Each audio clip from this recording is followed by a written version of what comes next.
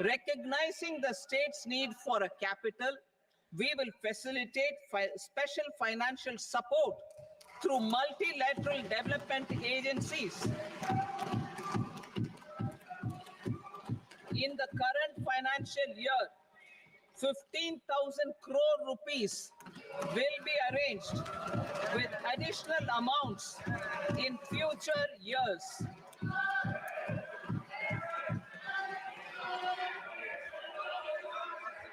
Our government is fully committed to financing and early completion of the Polavaram irrigation project, which is the lifeline for Andhra Pradesh and its farmers. This will facilitate our country's food security as well.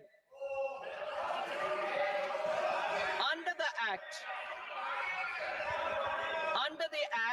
Andhra Pradesh Reorganization Act, for promoting industrial development, funds will be provided for essential infrastructure such as water, power, railways, and roads.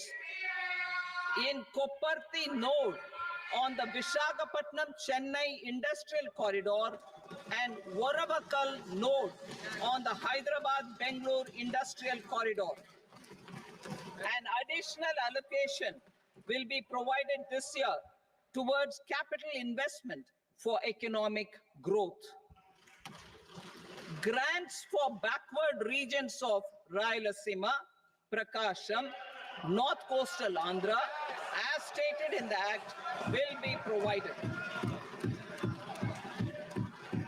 PM Awas Yojana. 3 crore additional houses under the PM Awas Yojana in rural and urban areas in the country have been announced, for which the necessary allocations are being made. Women-led development. For promoting women-led development, the budget carries an allocation of more than 3 lakh crore for schemes benefiting women and girls. This signals our government's commitment for enhancing women's role in economic development. Pradhan Mantri Janjatiya Unnat Gram Abhiyan. For improving the socio-economic condition of tribal communities, we will launch the Pradhan Mantri Janjatiya Unnat Gram Abhiyan by adopting saturation coverage for tribal families in tribal majority villages and aspirational districts.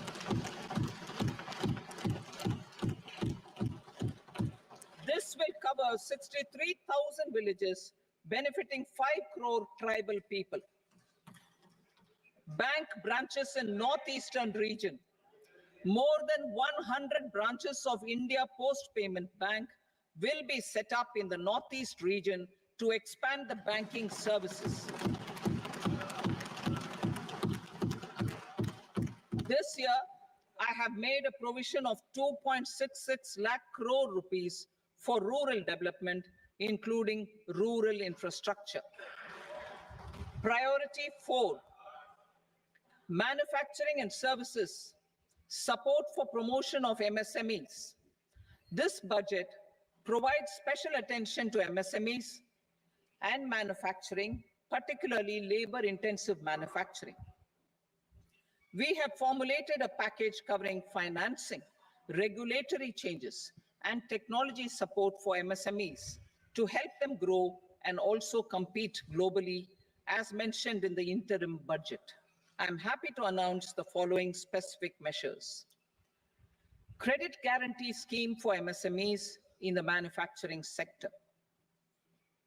For facilitating term loans to MSMEs for purchase of machinery and equipment without collateral or third-party guarantee, a credit guarantee scheme will be introduced.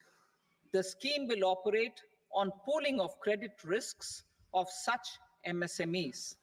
A separately constituted self-financing guarantee fund will provide to each applicant guarantee cover up to 100 crore rupees, while the loan amount may be larger.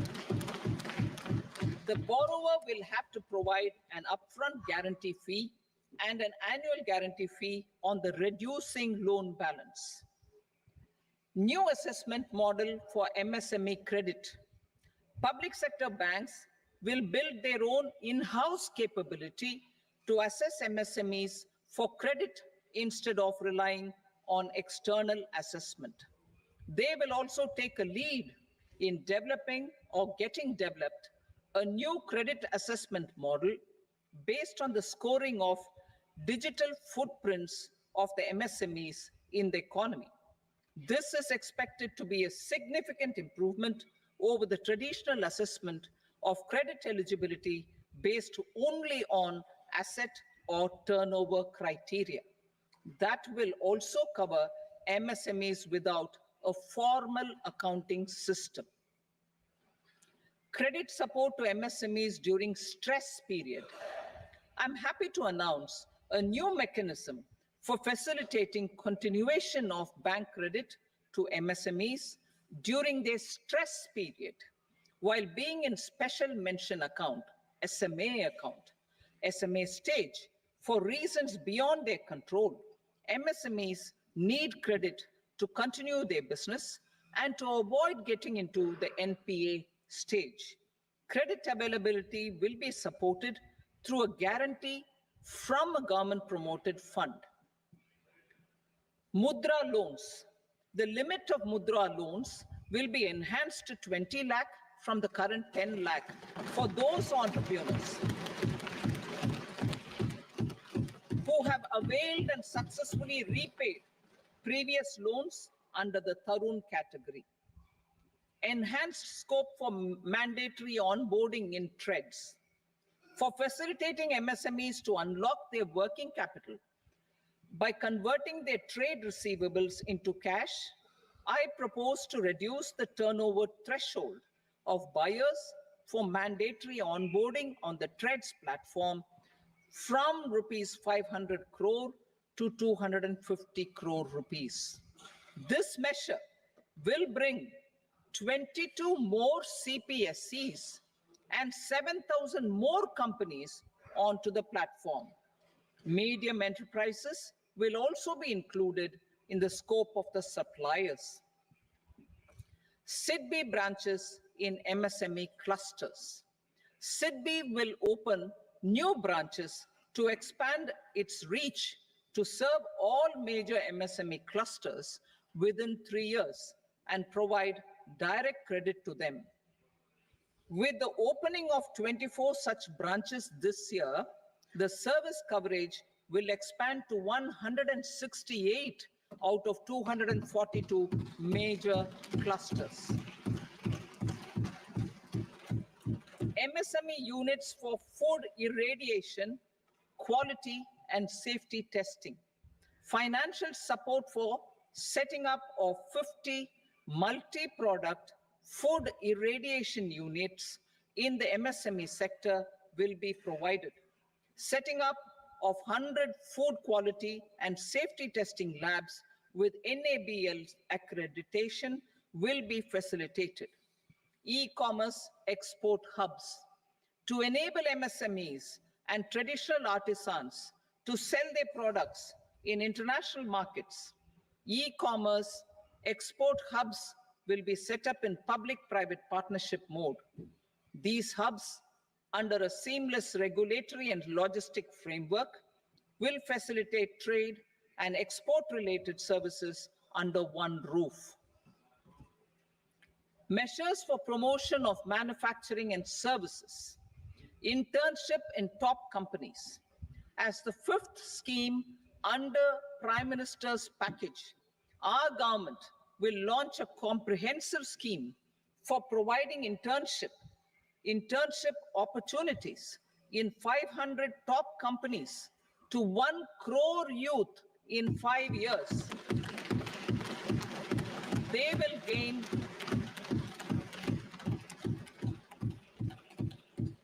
will gain exposure for 12 months to real-life business environment. varied professions and employment opportunities.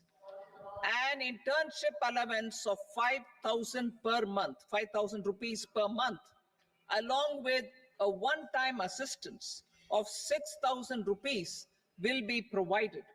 Companies will be expected to bear the training cost and 10% of their internship cost from their CSR funds.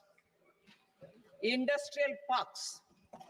Our government will facilitate development of investment-ready, plug-and-play industrial parks with complete infrastructure in or near 100 cities in partnership with the states and private sector by better using town planning schemes.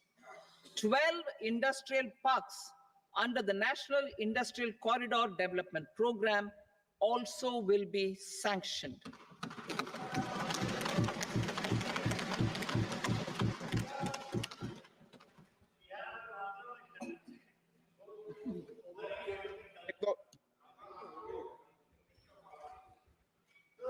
Veggie paper, no. Please, Petty.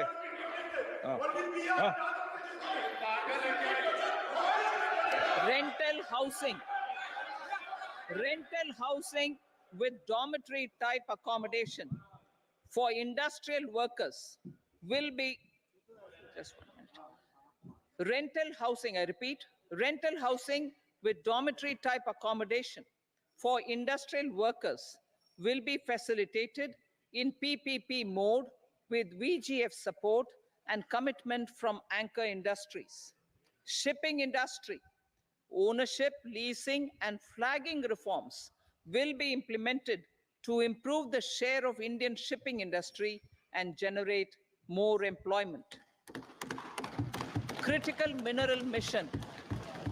We will set up a critical mineral mission for domestic production, recycling of critical minerals, and overseas acquisition of critical mineral assets.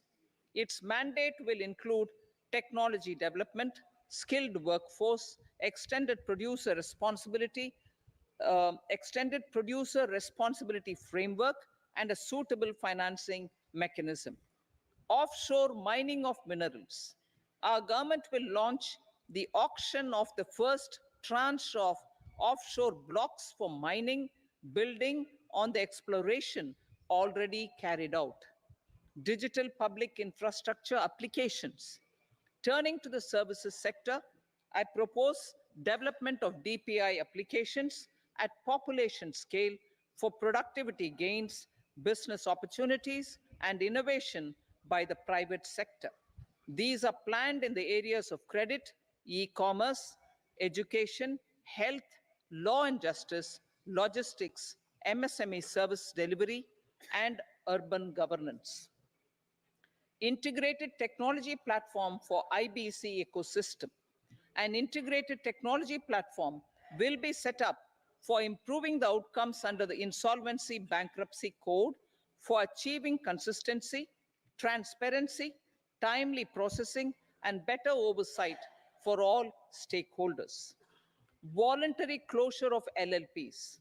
The services of the Center for Processing Accelerated Corporate Exit, CPACE, will be extended for voluntary closure of LLPs to reduce the closure times. National Company Law Tribunals.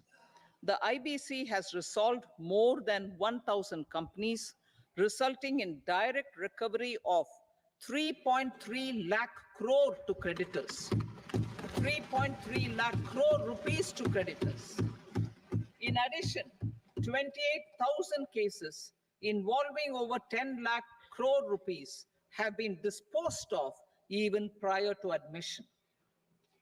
Appropriate changes to the IBC, reforms and strengthening of the tribunal and appellate tribunals will be initiated to speed up insolvency resolution. Additional tribunals will be established. Out of those, some will be notified to decide cases exclusively under the Companies Act. Debt recovery. Steps for reforming and strengthening debt recovery tribunals will be taken. Additional tribunals will be established to speed up recovery. Priority 5, urban development. Cities as growth hubs. Working with states, our government will facilitate development of cities as growth hubs. This will be achieved through economic and transit planning and orderly development of peri-urban areas utilizing town planning schemes. Creative redevelopment of cities. For creative brownfield redevelopment of existing cities with a transformative impact, our government will formulate a framework for enabling policies, market-based mechanisms, and regulation. Transit-oriented development. Transit-oriented development plans for 14 large cities with a population above 30 lakh will be formulated, along with an implementation and financing strategy. Urban housing. Under the PM Awas Yojana, Urban 2.0, housing needs of 1 crore urban poor and middle class families will be addressed with an investment of 10 lakh crore rupees. This will include the central assistance of 2.2 lakh crore rupees in the next 5 years. A provision of interest subsidy to facilitate loans at affordable rates is also envisaged. In addition, enabling policies and regulations for efficient and transparent rental housing markets with enhanced availability will also be put in place. Water supply and sanitation. In partnership with state governments and multilateral development banks, we will promote water supply, sewage treatments, and solid waste management projects and services for 100 large cities through bankable projects. These projects will also envisage use of treated water for irrigation and filling up of tanks in nearby areas. Street markets. Building on the success of PM Swanidhi scheme in transforming the lives of street vendors, our government envisions a scheme to support each year over the next 5 years the development of 100 weekly hearts or street food hubs in select cities. Stamp duty. We will encourage states which continue to charge high stamp duty to moderate the rates for all and also consider further lowering duties for properties purchased by women. This reform will be made an essential component of urban development schemes. Priority 6, energy security, energy transition. In the interim budget, I had announced our strategy to sustain high and more resource efficient economic growth, along with the energy security in terms of availability, accessibility, and affordability. We will bring out a policy document on appropriate energy transition pathways that balances the imperatives of employment, growth, and environmental sustainability. PM Surya Ghar Muft Bijli Yojana. PM Surya Ghar Muft Bijli Yojana. In line with the announcement in the interim budget,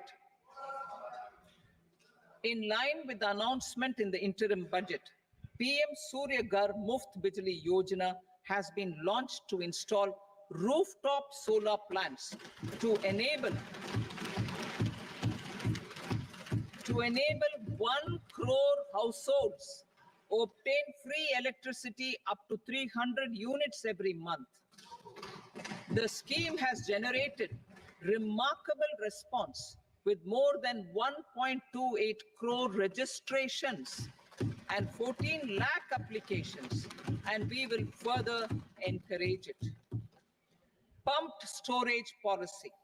A policy for promoting pumped storage projects will be brought out for electricity storage and facilitating smooth integration of the growing share of renewable energy with its variable and intermittent nature in the overall energy mix. Research and development of small and modular nuclear reactors. Nuclear energy is expected to form a very significant part of the energy mix for Viksit Bharat. Towards that pursuit, our government will partner with the private sector for 1. Setting up Bharat Small Reactors. 2. Research and development of Bharat Small Modular Reactor. And 3. Research and development of newer technologies for nuclear energy. The R&D funding announced in the interim budget will be made available for this sector also.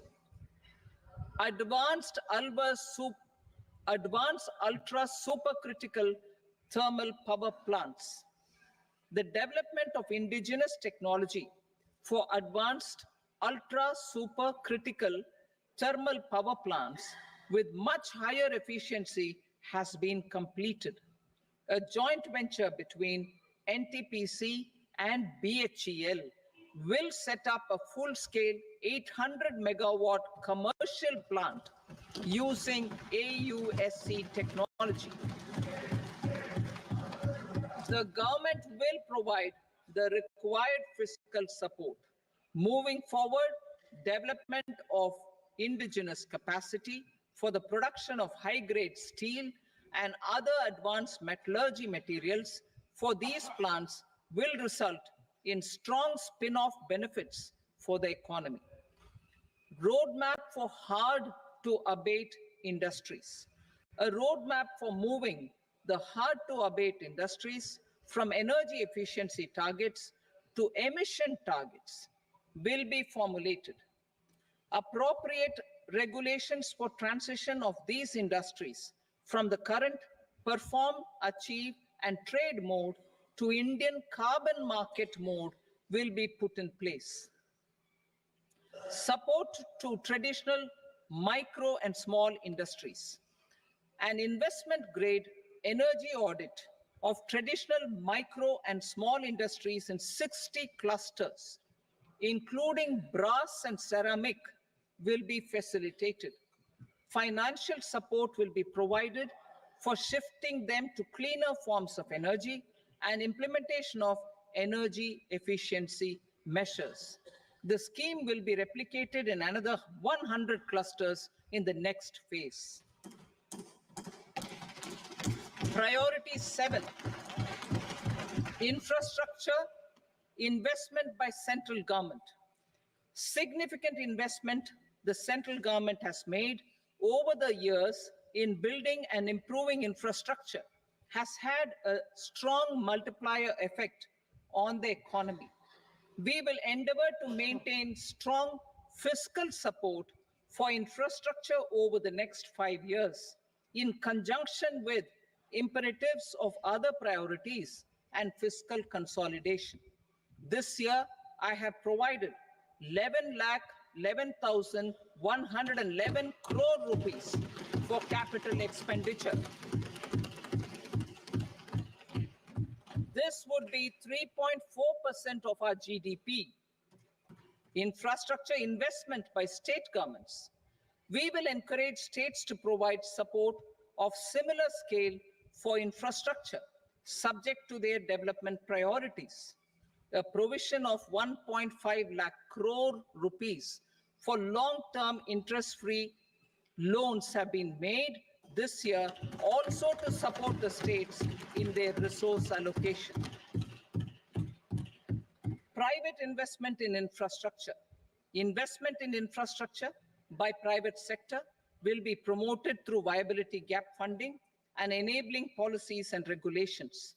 A market-based financing framework will be brought out. Pradhan Mantri Gram Sadak Yojana. Phase 4 of the PMGSY will be launched to provide all-weather connectivity to 25,000 rural habitations. which have become eligible in view of their population increase. Irrigation and flood mitigation. Bihar has frequently suffered from floods, many of them originating outside the country. Plans to build flood control structures in Nepal are yet to progress. Our government, through the Accelerated Irrigation Benefit Program and other sources, will provide financial support for projects with estimated cost of 11,500 crore rupees, such as the Kosi-Michi intra-state link and 20 other ongoing and new schemes, including barrages, river pollution abatement, and irrigation projects. In addition, survey and investigation of Kosi-related flood mitigation and irrigation projects will be undertaken.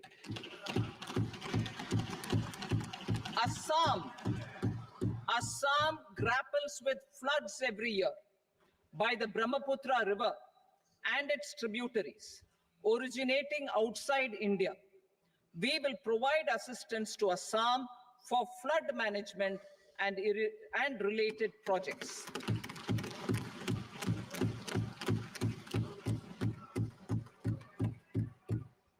Himachal Pradesh suffered extensive losses due to floods last year. Our government will provide assistance to the state for reconstruction and rehabilitation through multilateral development assistance.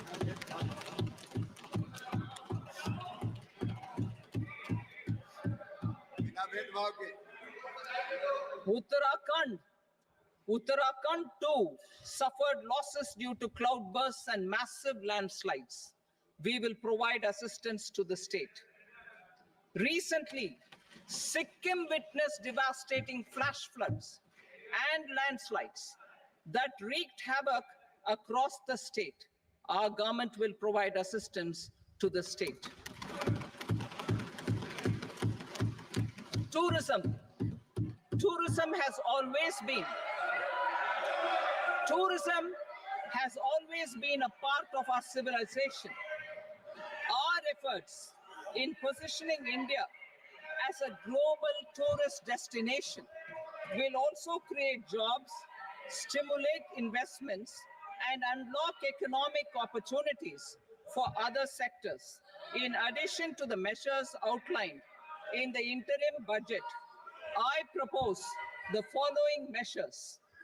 Vishnupad Temple at Gaya and Mahabodhi Temple at Bodh Gaya in Bihar are of immense spiritual significance. Comprehensive development of Vishnupad Temple Corridor and Mahabodhi Temple Corridor will be supported, modeled on the successful Kashi Vishwanath Temple Corridor to transform them into world-class pilgrim and tourist destinations.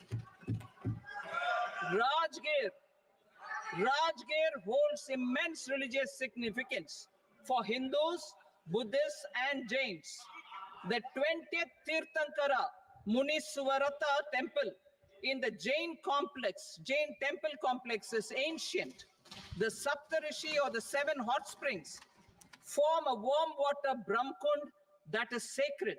A comprehensive development initiative for Rajgir will be undertaken. Our government will support the development of Nalanda as a tourist center, besides reviving Nalanda University to its glorious stature. Odisha's scenic beauty, temples, monuments, craftsmanship, wildlife sanctuaries, natural landscapes, and pristine beaches make it an ultimate tourism destination. Our government will provide assistance for their development to Odisha as well.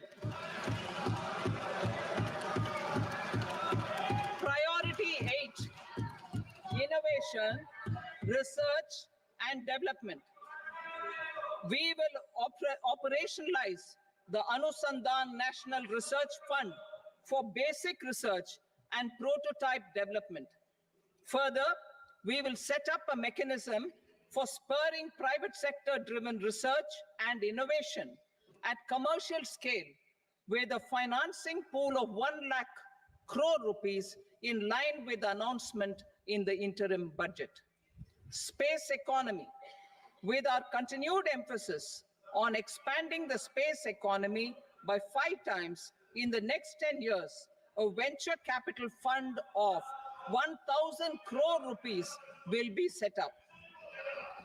Priority 9, next generation reforms. Economic policy framework. We will formulate an economic policy framework to delineate the overarching approach to economic development and set the scope of the next generation of reforms for facilitating employment opportunities and sustaining high growth. Our government will initiate and incentivize reforms for 1, improving productivity of factors of production, and 2, facilitating markets and sectors to become more efficient. These reforms will cover all factors of production, namely land, labor, capital, and entrepreneurship, and technology as an enabler of improving total factor productivity and bridging inequality. Effective implementation of several of these reforms requires collaboration between the center and the states, and building consensus as development of the country lies in development of the states. For promoting competitive federalism and incentivizing states for faster implementation of reforms, I propose to earmark a significant part of the 50-year interest-free loan. Working with the states, we will initiate the following reforms.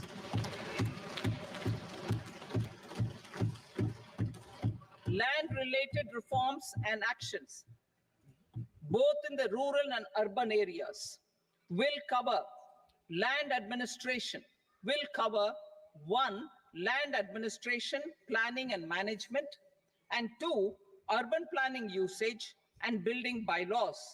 These will be incentivized for completion within the next 3 years through appropriate fiscal support. Rural land-related actions. Rural land-related actions will include 1, assignment of unique land parcel identification number, UL PIN, or Bhu Aadhaar for all lands. 2, digitization of cadastral maps. 3, survey of subdivisions, survey of map subdivisions as per current ownership. 4, establishment of land registry. And 5, linking to the farmers registry. These actions will also facilitate credit flow and other agricultural services. Urban land-related actions. Land records in urban areas will be digitized with GIS mapping. An IT-based system for property record administration, updating, and tax administration will be established. These will also facilitate improving the financial position of urban local bodies. Labor-related reforms. Services to labor. Our government will facilitate the provision of a wide array of services to labor, including those for employment and skilling.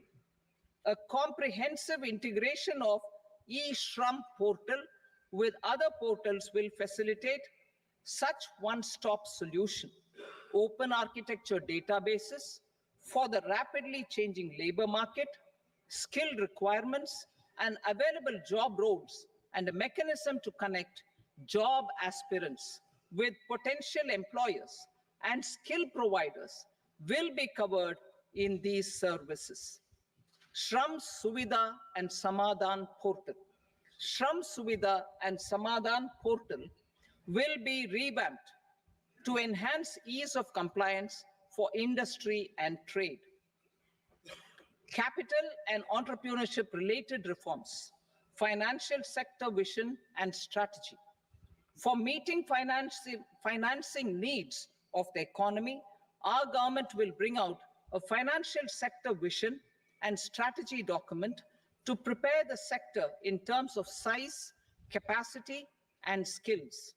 This will set the agenda for the next 5 years and guide the work of the government, regulators, financial institutions, and market participants. Taxonomy for climate finance. We will develop taxonomy for climate finance for enhancing the availability of capital for climate adaptation and mitigation. This will support achievement of the country's climate commitments and green transition. Variable capital company structure.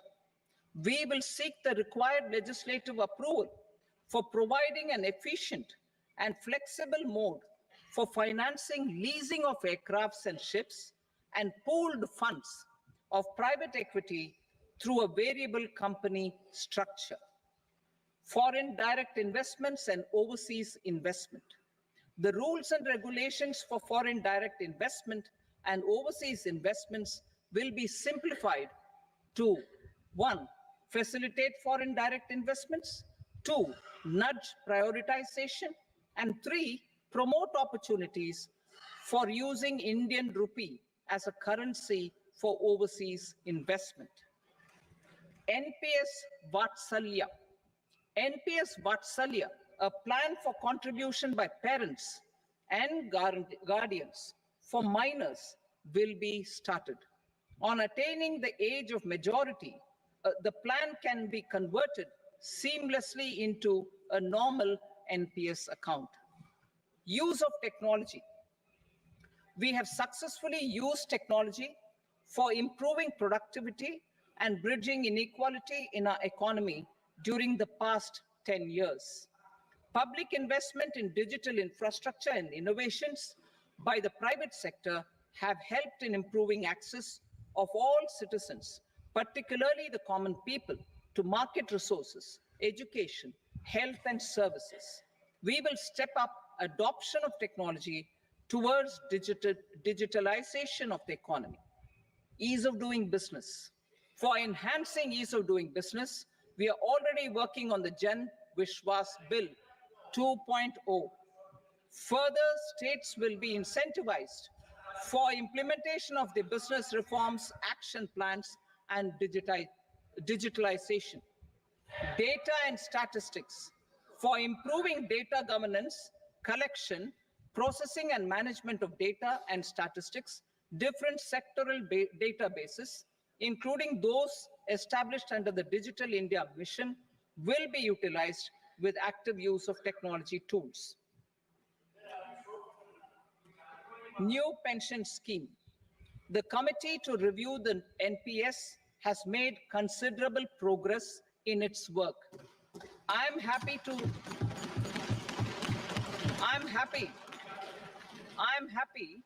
that the staff side of the National Council of the Joint Consultative Machinery for Central Government Employees has taken a constructive approach. A solution will be evolved which addresses the relevant issues while maintaining fiscal prudence to protect the common citizens. Budget estimates for 24-25. For the year 24-25, total receipts other than borrowings and the total expenditure are estimated at 32.07 lakh crore rupees and 48.21 lakh crore rupees respectively. The net tax receipts are estimated at 25.83 lakh crore rupees. The fiscal deficit is estimated at 4.9% of the GDP. The gross and the net market borrowings through dated securities during 24-25 are estimated at 14.01 lakh crore rupees and 11.63 lakh crore rupees respectively. Both will be less than that in 23-24. The fiscal consolidation path announced by me in 2021 has served our economy very well. and we aim to reach the deficit below 4.5% next year. The government is committed to staying the course. From 2026-27 onwards, our endeavor will be to keep the fiscal deficit each year such that the central government's debt will be on a declining path as percentage of GDP. I will now move to part B.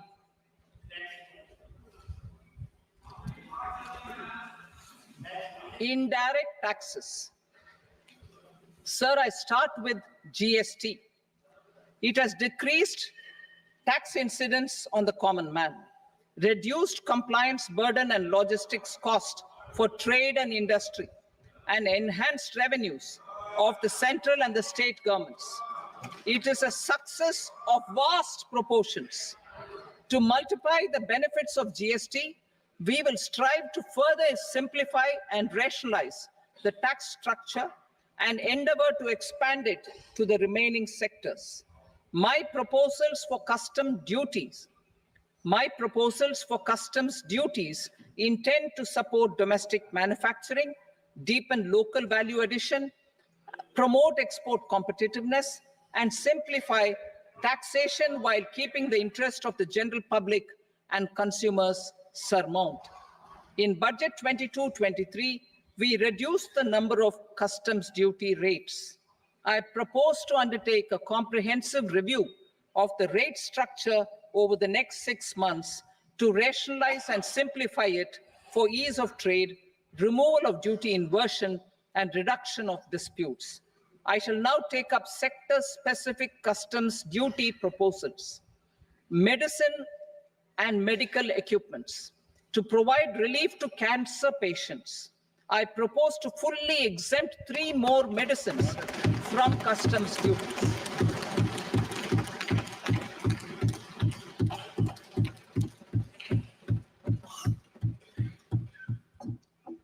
I also propose changes in the BCD on X-ray tubes and flat panel detectors for use in medical X-ray machines under the phased manufacturing program so as to synchronize them with the domestic capacity addition. Mobile phone and related parts. With a 3-fold increase in domestic production and almost a 100-fold jump in exports of mobile phones over the last 6 years, the Indian mobile industry has matured. In the interest of consumers, I now propose to reduce the BCD on mobile phone, mobile PCBA, and mobile charger to 15%. Critical minerals. Minerals such as lithium, copper, cobalt, and rare earth elements are critical for sectors like nuclear energy, renewable energy, space, defense, telecommunications, and high-tech electronics. I propose to fully exempt customs duties on 25 critical minerals and reduce BCD on 2 of them. This will provide a major fillip to the processing and refining of such minerals and help secure their availability for these strategic and important sectors. Solar energy. Energy transition is critical in the fight against climate change. To support energy transition, I propose to expand the list of exempted capital goods for use in the manufacture of solar cells and panels in the country. Further, in view of sufficient domestic manufacturing capacity of solar gas, glass, and tinned copper interconnect, I propose not to extend the exemption of custom duties provided to them. Marine products. India's seafood exports in the last financial year touched an all-time high of more than 60,000 crores of rupees. Frozen shrimp accounted for about 2/3 of these exports. To enhance their competitiveness, I propose to reduce BCD on certain broodstock, polychaete worms, shrimp, and fish feed to 5%. I also propose to exempt customs duty on various inputs for manufacture of shrimp and fish feed, leather and textile. Similarly, to enhance the competitiveness of exports in the leather and textile sectors, I propose to reduce BCD on real down-filling material from duck or goose. I'm also making additions to the list of exempted goods for manufacture of leather and textile garments, footwear, and other leather articles for export. To rectify inversion in duty, I propose to reduce BCD subject to conditions on methylene diphenyl diisocyanate MDI for manufacture of spandex yarn from 7.5 to 5%. Furthermore, the export duty structure on raw hides, skin, and leather is proposed to be simplified and rationalized. Precious metals. To enhance domestic value addition in gold and precious metal jewelry in the country, I propose to reduce customs duties on gold and silver to 6% and that of platinum to 6.4%. Other metals, steel and copper are important raw materials. To reduce their cost of production, I propose to remove the BCD on ferronickel and blister copper. I'm also continuing with nil BCD on ferrous scrap and nickel cathode and concessional BCD of 2.5% on copper scrap. Electronics. To increase value addition in the domestic electronics industry, I propose to remove the BCD subject to conditions on oxygen-free copper for manufacture of resistors. I also propose to exempt certain parts for manufacture of connectors. Chemicals and petrochemicals. To support existing and new capacities in the pipeline, I propose to increase the BCD on ammonium nitrate from 7.5% to 10%. Plastics. PVC flex banners are non-biodegradable and hazardous for environment and health.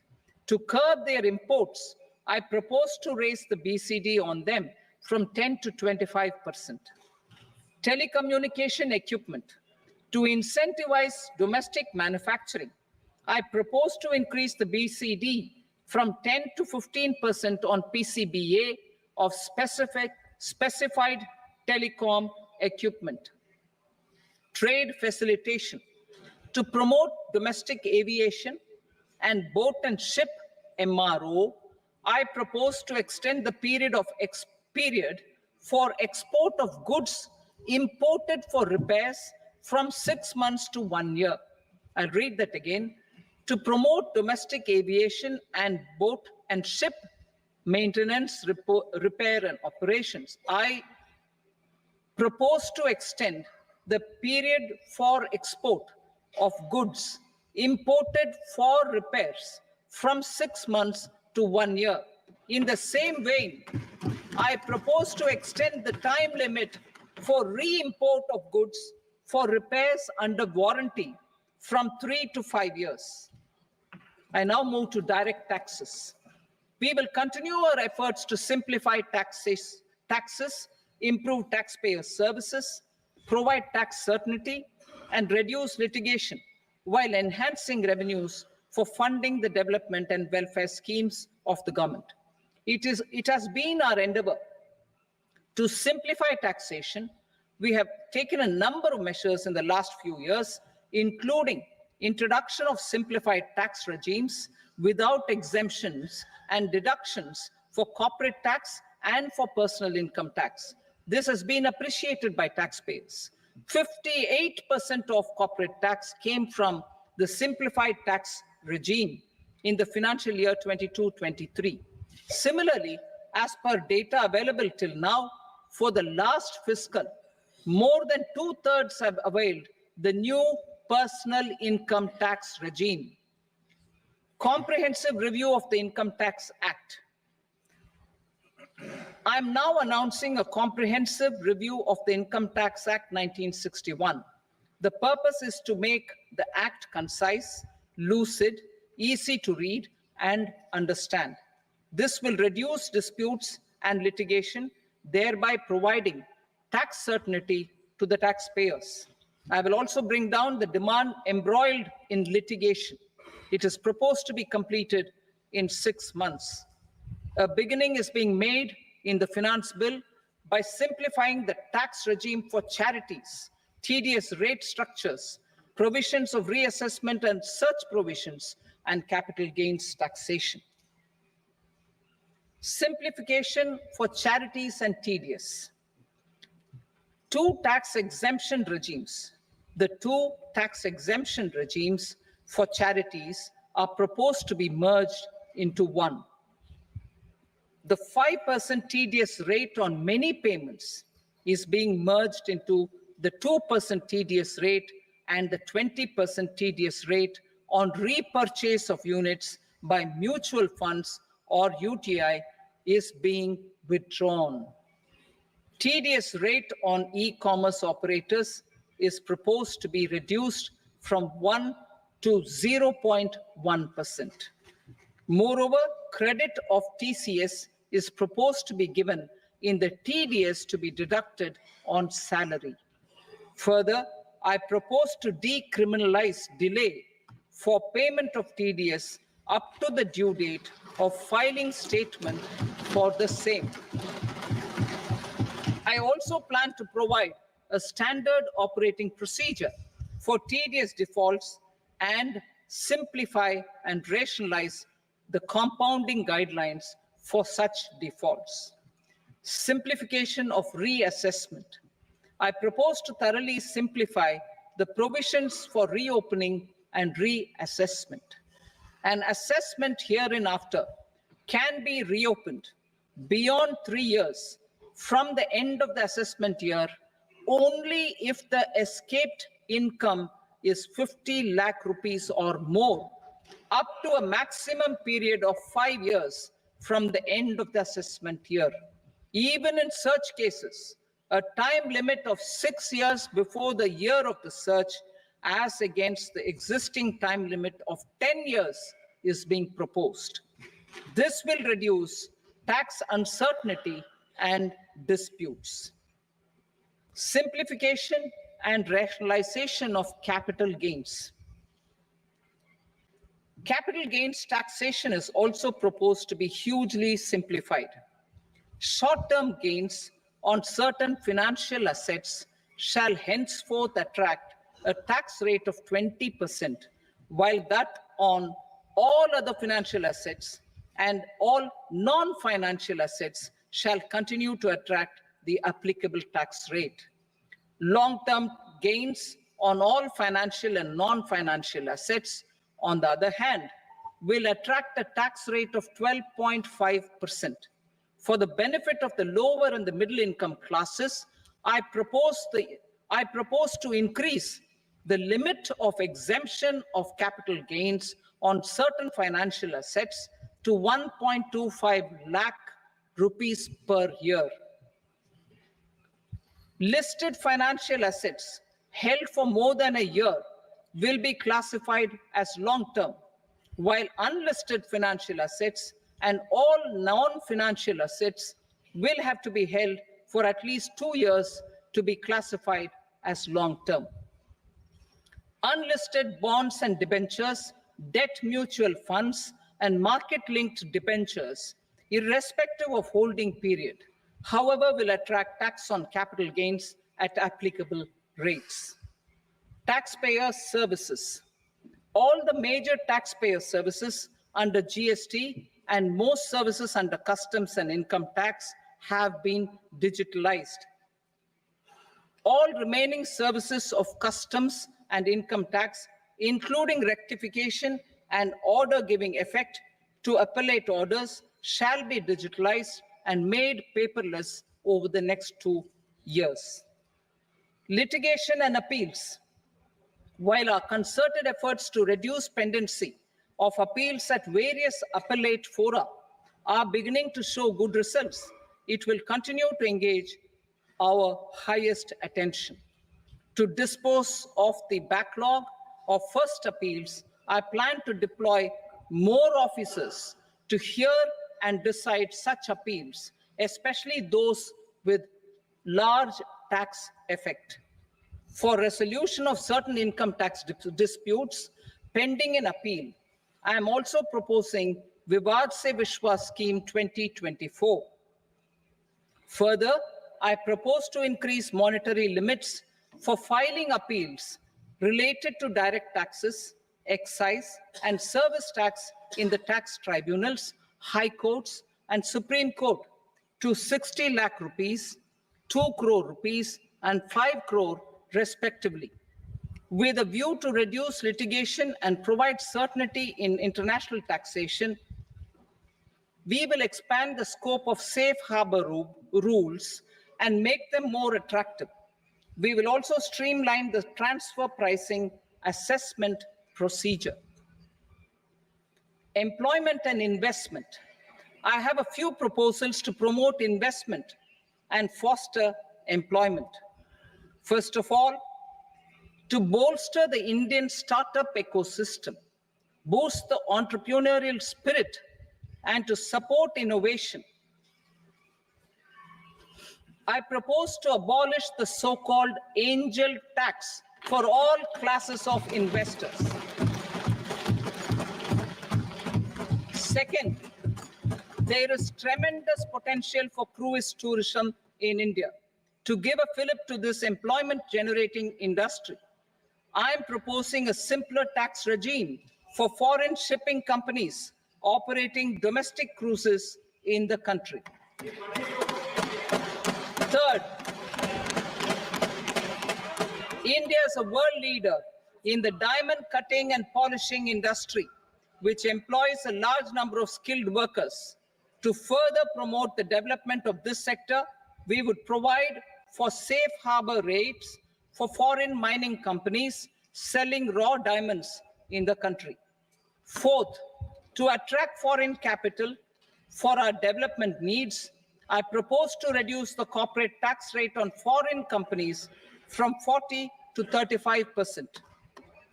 Deepening the tax base. I have a couple of proposals for deepening the tax base. First, security transaction tax on futures and options of securities is proposed to be increased to 0.02% and 0.1% respectively. Second, for reasons of equity, I propose to tax income received on buyback of shares in the hands of recipients. Other proposals. To improve social security benefits, deduction of expenditure by employers towards NPS is proposed to be increased from 10 to 14% of the employee's salary. Similarly, deduction of this expenditure up to 14% of salary from the income of employees in private sector, public sector banks, and undertakings opting for the new tax regime is proposed to be provided. Indian professionals working in multinationals get ESOPs and invest in social security schemes and other movable assets abroad. Non-reporting of such small foreign assets has penal consequences under the Black Money Act. Such non-reporting of movable assets up to 20 lakh rupees is proposed to be depenalized. Other major proposals in the finance bill relate to withdrawal of equalization levy of 2%, expansion of tax benefits to certain funds and entities in IFSCs, and immunity from penalty and prosecution to Benamidar on full and true disclosure so as to improve conviction under the Benami Transaction Prohibition Act 1988. Personal income tax. Coming to personal income tax rates, I have two announcements to make for those opting for the new tax regime. First, the standard deduction for salaried employees is proposed to be increased from 50,000 to 75,000 rupees.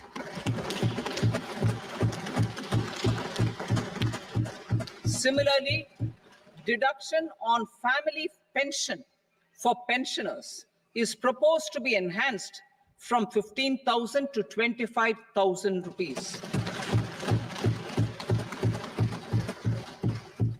This will provide relief to about 4 crore salaried individuals and pensioners.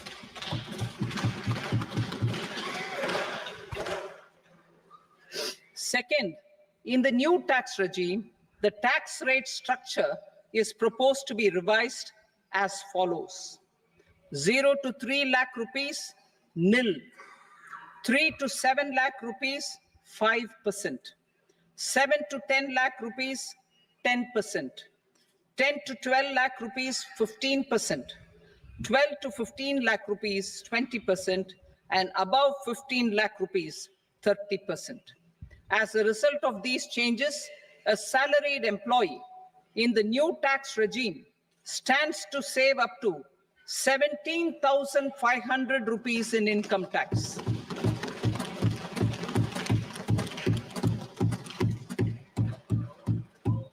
Apart from these, I am also making some other changes as given in the annexure. As a result of these proposals, revenue of about 37,000 crore, that is 29,000 crore in direct taxes and 8,000 crore in indirect taxes will be foregone, while revenue of about 30,000 crore rupees will be additionally mobilized. Thus, the total revenue foregone is about 7,000 crores annually. Mr. Speaker, sir, with this, I commend the budget to this august House. Jai Hind.